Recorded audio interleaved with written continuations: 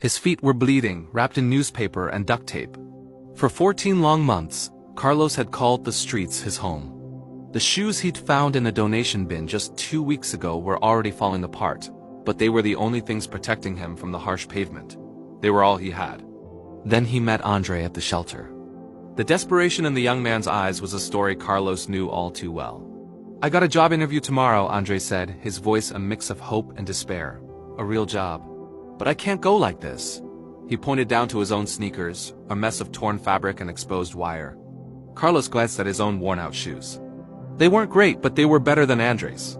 The right thing to do was crystal clear, even if the cost felt impossibly high. "Take them," Carlos said, already unlacing them. "You've got a future to catch." Andre protested, but Carlos was firm. "I've walked harder roads than this," he insisted, handing over the shoes. For the next 3 days, Carlos walked barefoot through the city. Every step was a searing agony as his feet cracked and bled. He thought he might not make it. Then Andre returned. Tears streamed down his face as he choked out the words, "I got the job. Because of you." He pushed an envelope into Carlos's hand. It was his very first paycheck. "It's not much," Andre said, "but it's yours. And these," he held out a brand new pair of shoes and warm, thick socks. "But there was more. My boss is hiring," Andre continued, his voice thick with emotion.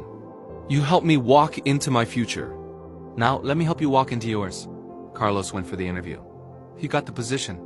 1 year later, you could find both men working side by side at the warehouse, saving money and rebuilding their lives, one day at a time. Carlos kept those old, tattered shoes as a reminder. A reminder that sometimes, when you walk a painful road for someone else, you're actually paving your own path forward. The steps you take to lift another will often carry you to your own miracle. If this story touched your heart, please share it. Someone out there needs to be reminded that kindness is still the most powerful force in the world. Thanks for watching, and don't forget to subscribe for more stories that matter.